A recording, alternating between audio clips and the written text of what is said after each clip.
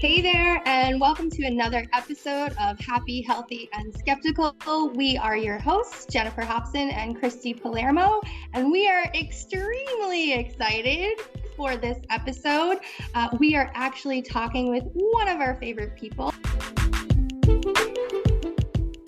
Today, we are actually talking with Leslie Humphrey. She is an amazing, happy person, and she is in the top 1% of her network marketing company, as well as a business and success coach with female leaders in several industries. She is also a mom of 5 amazing young adults who I have had the pleasure of meeting every single one of them.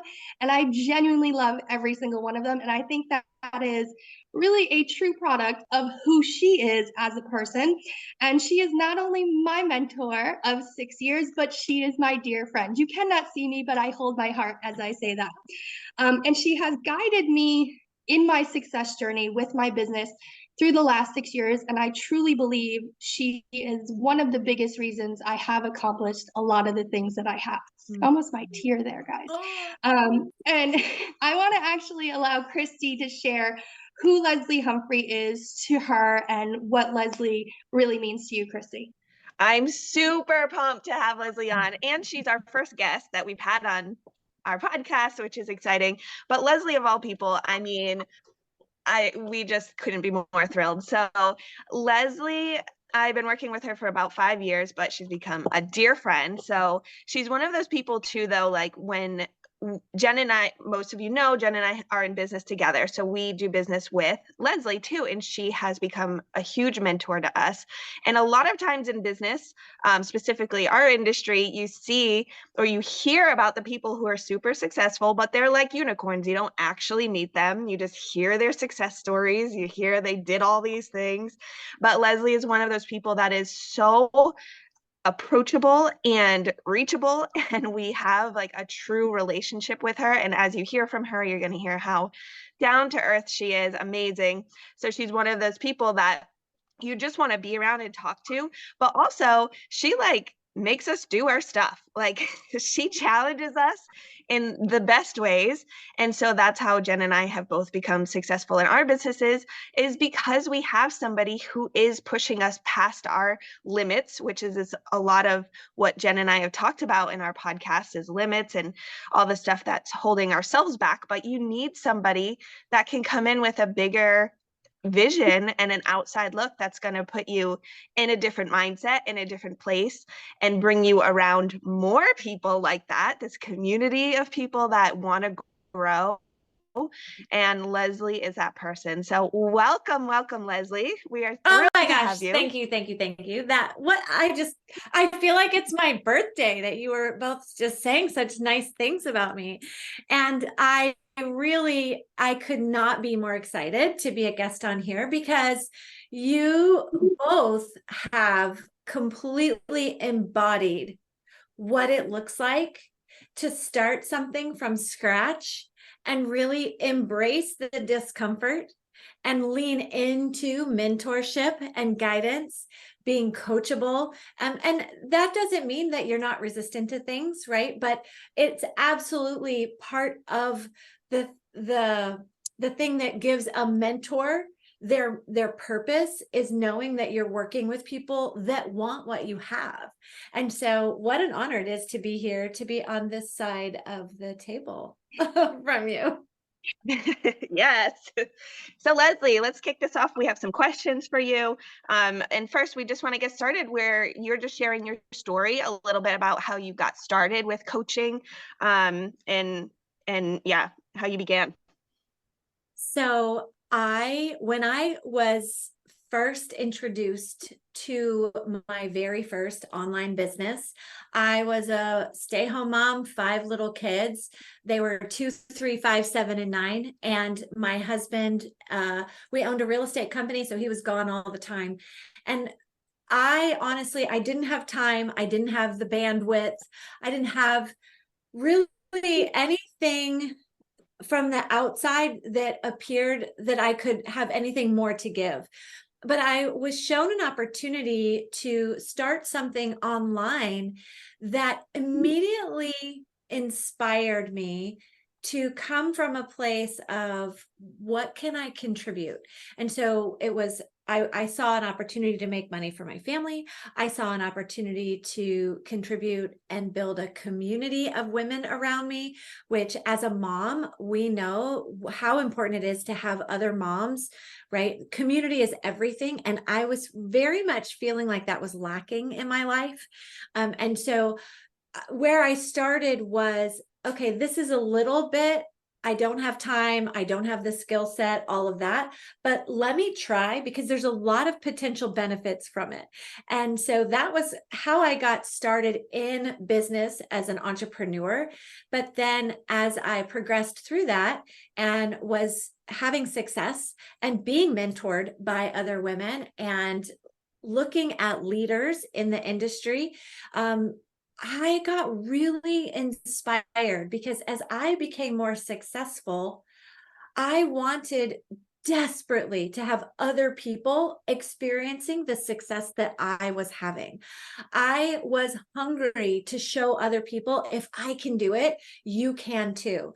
And so I had that platform within the network marketing industry to where I could get compensated for that. And so that was my beginnings. And I didn't shoot to the top of the company. I didn't learn everything super fast. And I wasn't like this star student, but man, my soul was set on fire as I had mentorship and leadership that spoke into me and modeled for me how it looked, what it sounded like to be there for other people and help them, like that visual that they have where of people climbing a ladder and reaching down, helping other people come up the ladder underneath them, right? Like they're helping them come up. That fired me up. It inspired me. And that was where I literally became addicted to the community of working with women and helping mentor women. Yeah, helping to mentor women so that they can see potential and possibility for themselves and their families like I did. I love that answer, Leslie. And I love that you said, the fire, because as you were talking, I wrote down what fuels that fire. And I think it's exactly what you were saying. It's the community, and it goes back to the feeling. Because I'm assuming, and you can let us know, but when you said yes to your business, you weren't assuming this way to make additional income was going to be the thing that fueled your fire, gave you a purpose. And really, I think I would say from my relationship with you is because people that lean towards and lean into becoming mentors are the ones with servant hearts, right? Those are the people that want to reach down to the people at the bottom of the ladder and bring them up with them versus running to the top of the ladder and then looking down and going, hi, right? I think that's what happens. And I love that you said that. When would you say, after saying yes to this online business and having been mentored, that it switched and you said, you know what, I want to be that person? Oh, that's such a great question, because I felt, and even looking back, I feel this way. I felt like I was not the star student, right? I wanted to. When I signed up and got going, my, at the time, leader and mentor, she saw so much potential in me and was very clear about it right out of the gate. But personally, I was in a place where I thought she was crazy and there was no way. So in the beginning, my perspective was, I don't know enough. I'm not enough. I can't do that. It definitely was not belief. When things shifted was, and I could not tell you the timeline, because of course, if you knew you were going to experience what you experienced, you would take better notes and record it better. But I couldn't tell you when. However, I recall there was a moment when I was working with someone new and teaching them the ropes, and she kept telling me that she needs to know more and she doesn't feel qualified and all these things, and that she couldn't. I remember so clearly, she said, "I'm not like you." And as a stay-home mom, 5 littles, I was definitely insecure. I was definitely meek and quiet. I struggled to speak up. I struggled to really speak my mind. And I remember just kind of jumping out of my mouth was a response of, you absolutely are everything that I am and more.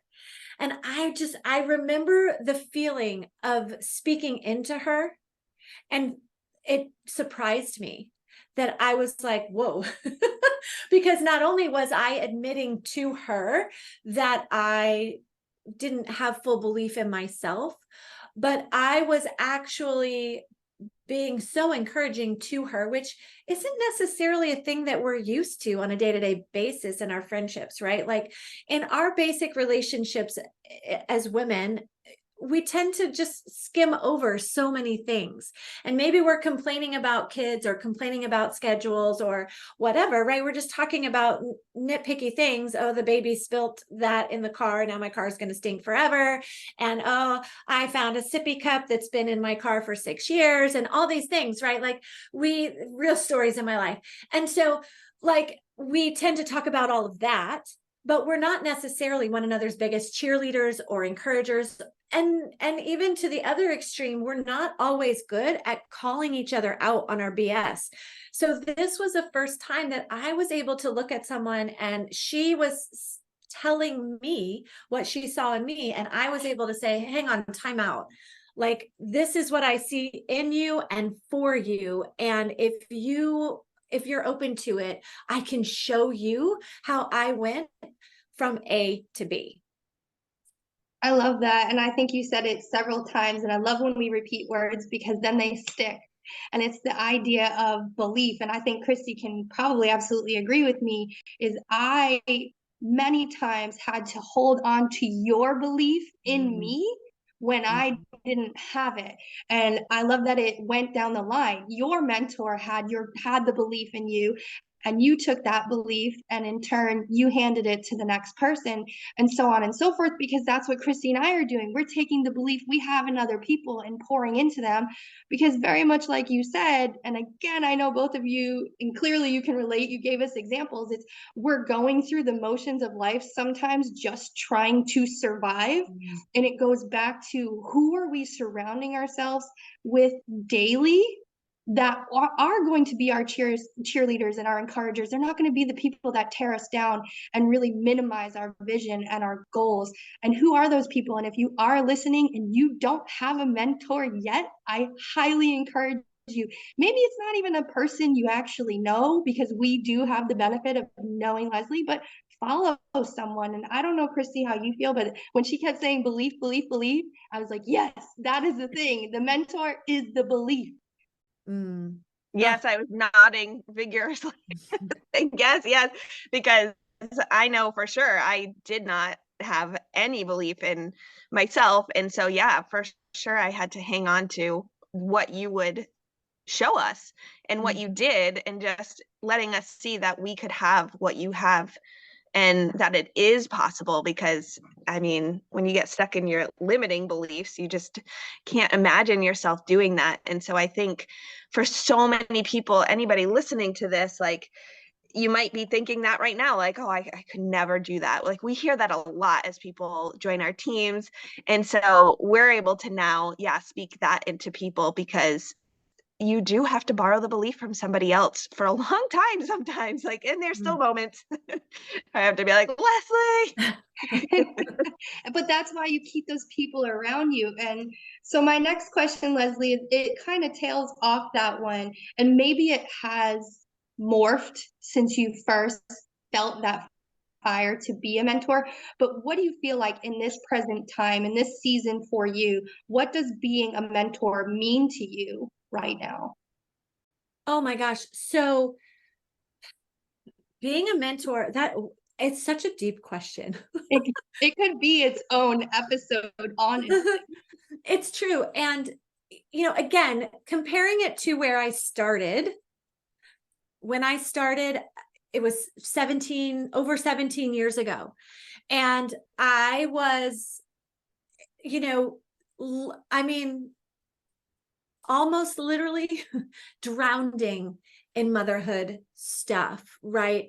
My kids, again, 2, 3, 5, 7, and 9. And life was chaotic and it was hard. And I felt so alone in that. And yet I started this thing, and the only reason that I was open to it possibly changing my life and working for me and my family, the only reason I was open to it was because someone ahead of me on the journey spoke life into me. And so for me, mentorship means that I get to be the hope dealer.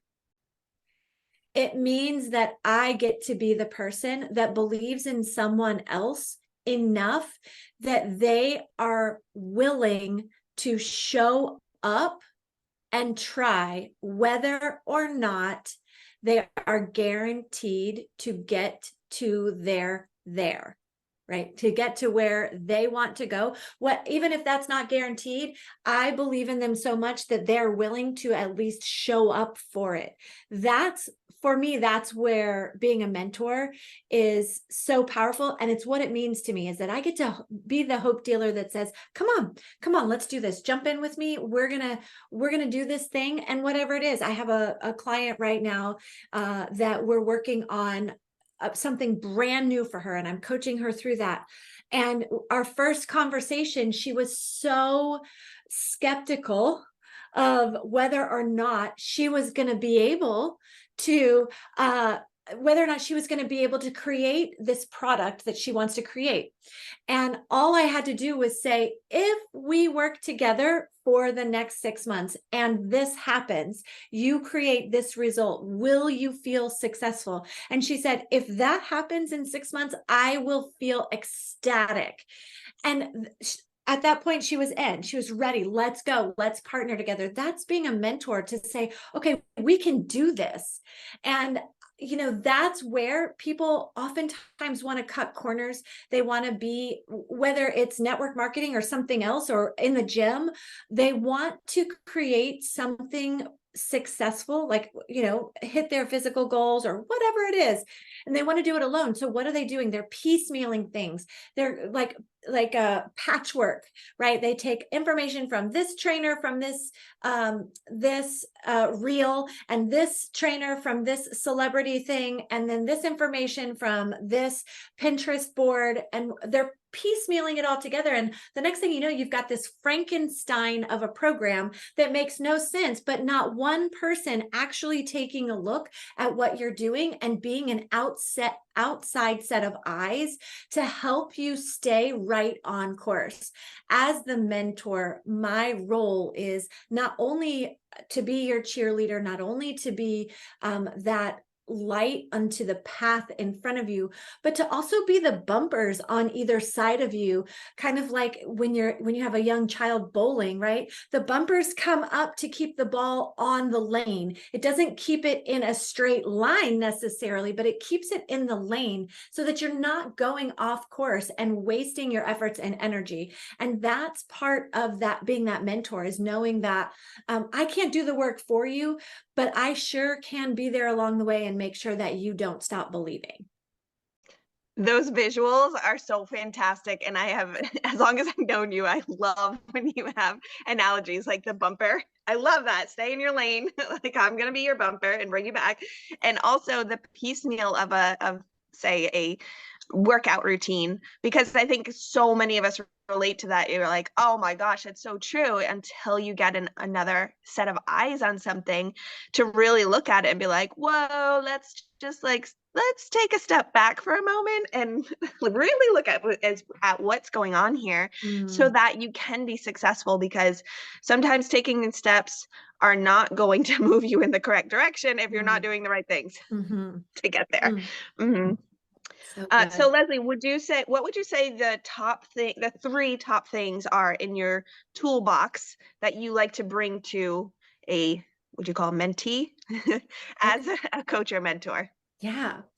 Okay. So top 3 things. So I would say the first thing is, who are you showing up as?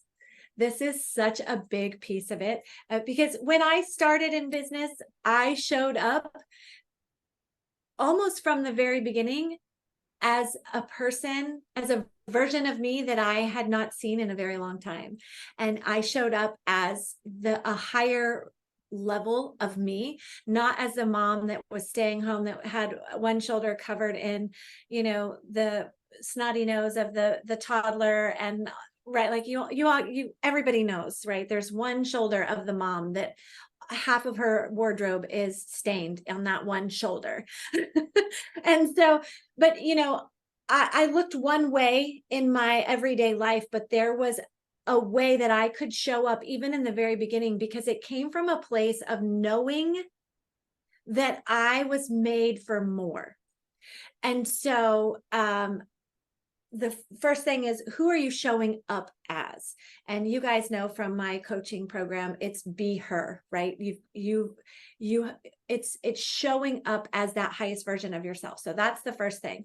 The second thing would be that, are you in a space for within what you want to accomplish? Are you in a space where you are actively engaging in the things that move you forward? Or are you spending your time and attention looking backwards and comparing, overanalyzing, overthinking, and going into all kinds of different directions that is actually a form of procrastination, instead of being in really specific direct activity towards progressing forward? So the tool is helping people be very clear on aligned action to get them aligned results. And so clarity is everything in the mentorship, in my mentorship program. And then the third thing I would say specifically is making sure that you always know what the end goal is. And even if it's not the biggest end goal, although when I started my business, I knew my big end goal. And of course, as you achieve that, the goal does get bigger and bigger. I don't know that anyone arrives and gets to their, let's say you want to make $1 million in a year, and you get there and you don't go, oh, well, okay, I've hit my goal, I'm done. It always does evolve. But we all have some big goals that are scary. And so it's important that whether you're able to give yourself permission to work towards the big goal, or you need a 90-day goal or a 6-month goal, it's important that you have a specific finish line, an achievement that you will be excited about, that will have an impact on you, and that will get you out of bed in the morning. And a lot of people, especially women, especially mamas, we want our goals to feel comfortable, and we want them to feel like, people say all the time, realistic, doable, because we want to protect ourselves. We want to protect our ego from being disappointed. But the truth is in talking about the tools in my tool belt as a mentor, we have to set concrete goals, because how can I then be your light that's shining on the path to say, look, we did it. We crossed the line. We hit that goal. So just like I was talking about my client that I'm working with, we have a really definitive end goal. At the end of 6 months, her program is going to be developed. It will be making this much money. So by having that, we can celebrate together along the way that each milestone we've achieved, what's working, what's not.